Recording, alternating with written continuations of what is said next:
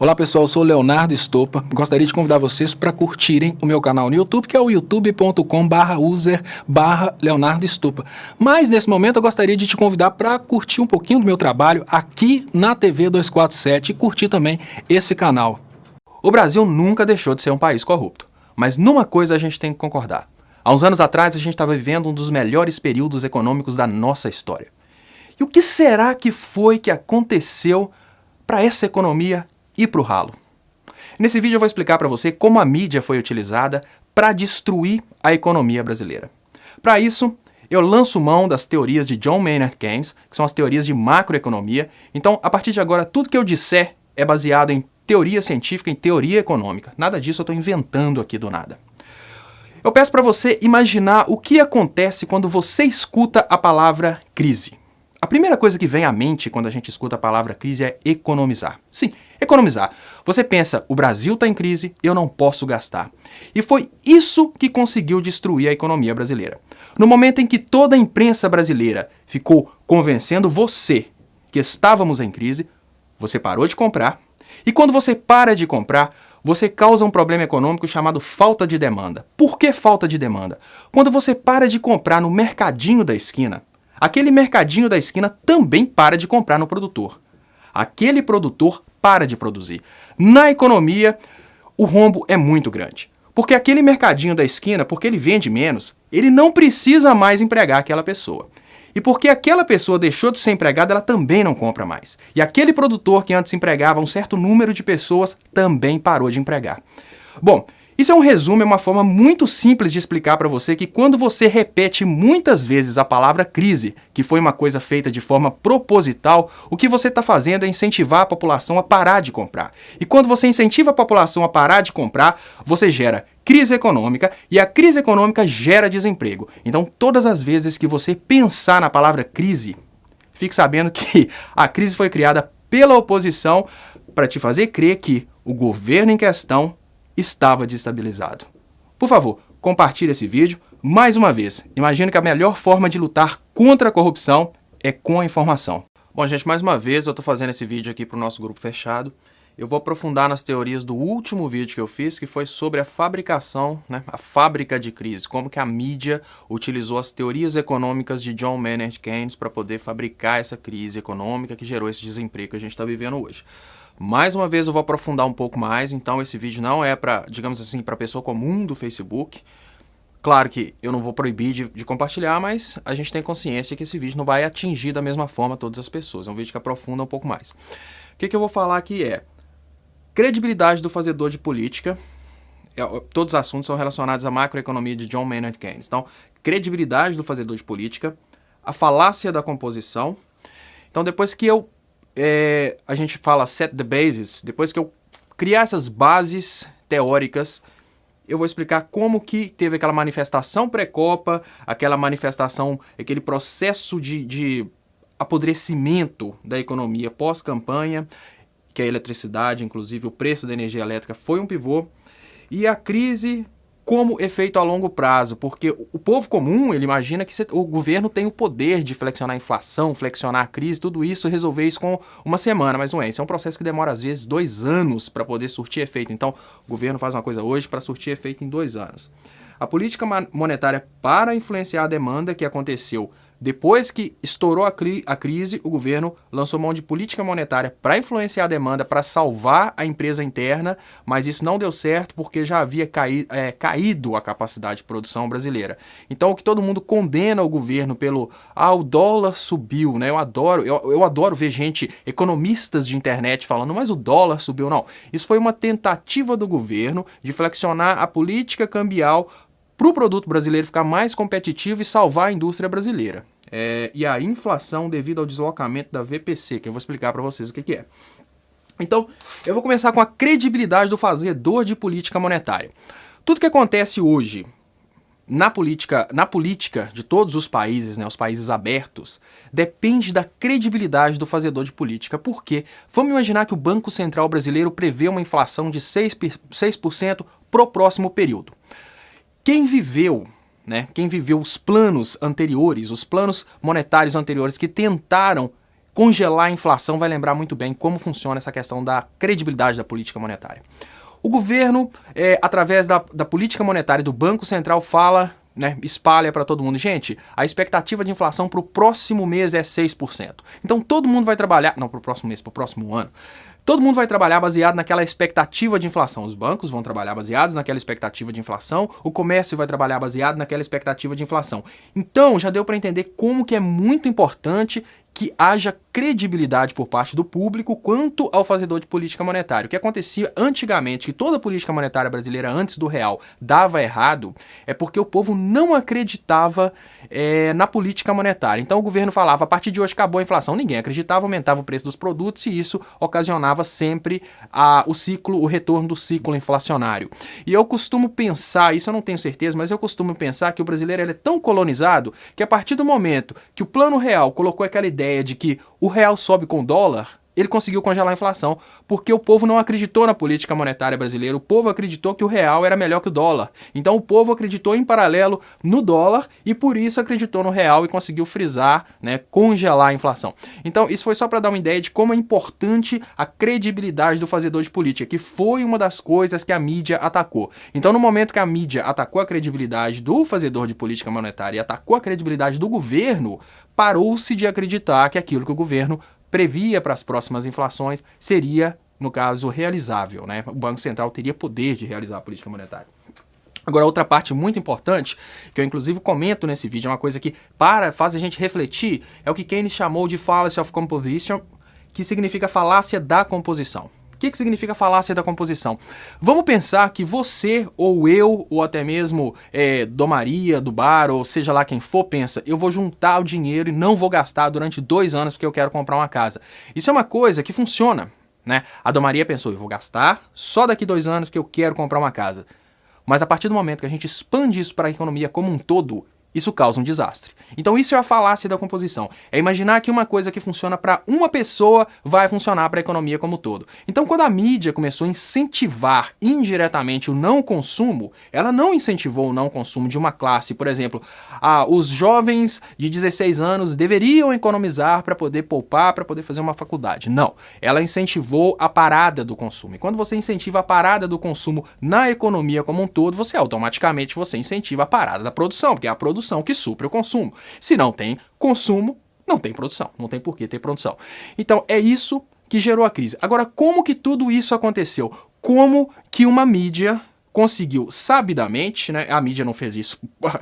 Obviamente, a mídia não fez isso sem querer. A mídia fez isso porque tudo isso foi projetado baseado em teorias econômicas, né? A gente sabe muito bem que se essa teoria existe e ela pode ser aplicada para o bem, a gente pode usar a mesma teoria para aplicar para o mal. Como que isso começou?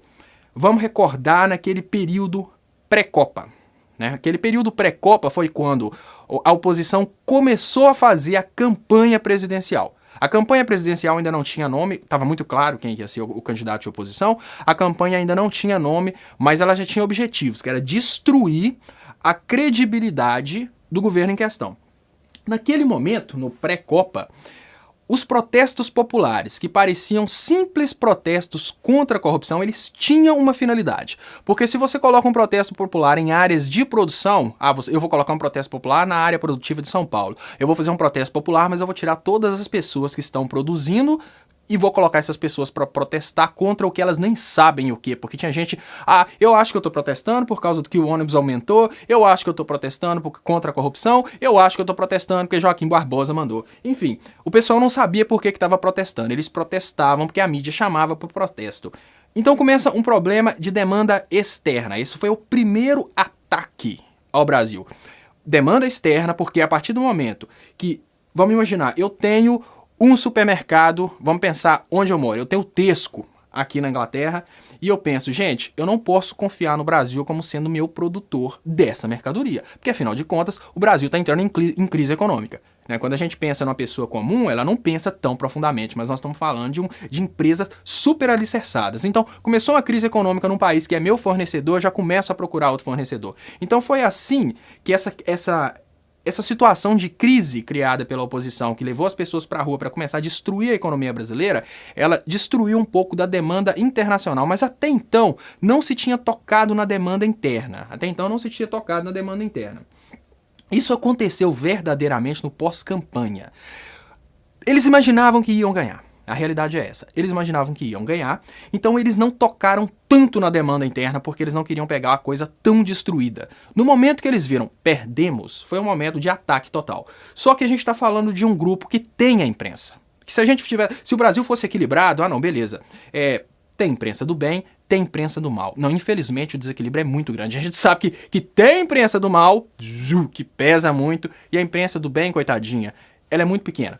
A gente tem muito pouca imprensa do bem. Quando a imprensa do mal entrou atacando e falando assim, teoria de setagem de mídia, né? Agenda setting, só fala-se em crise, só se fala em crise. Crise econômica, crise disso, a eletricidade aumentou, a presidente aumentou a luz. A partir do momento que a setagem se tornou em direção à crise econômica, as pessoas param de comprar. Então, esse é o primeiro ataque da crise, né?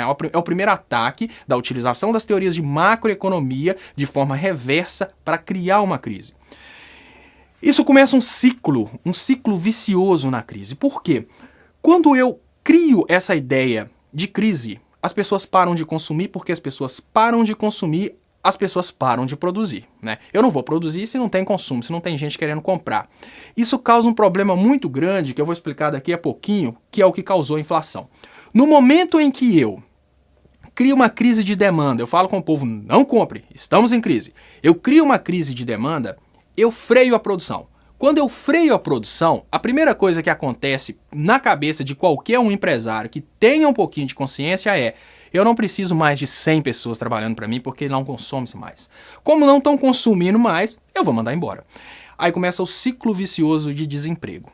Mas esse ciclo vicioso de desemprego ele é problemático, porque se o João trabalhava numa metalúrgica e ele foi mandado embora por falta de consumo, o João procura emprego em outro lugar, o João volta para o Nordeste, ele trabalhava no São Paulo, agora ele volta para o Nordeste. Muitas coisas acontecem para não apenas criar essa desestabilidade financeira, mas diminuir uma coisa que chama fronteira de possibilidade de produção. A fronteira de possibilidade de produção é a quantidade que aquele país, naquela circunstância, tem condição de produzir.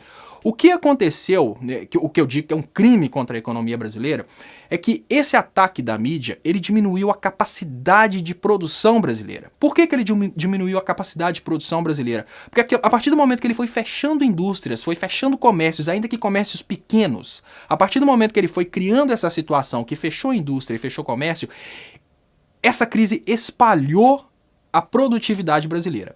Então, aquele comércio, aquela indústria que antes produzia, por exemplo, aquela indústria produzia um subproduto para a indústria B, mas ela teve que mandar 20 funcionários embora. Esses 20 funcionários se dispersaram.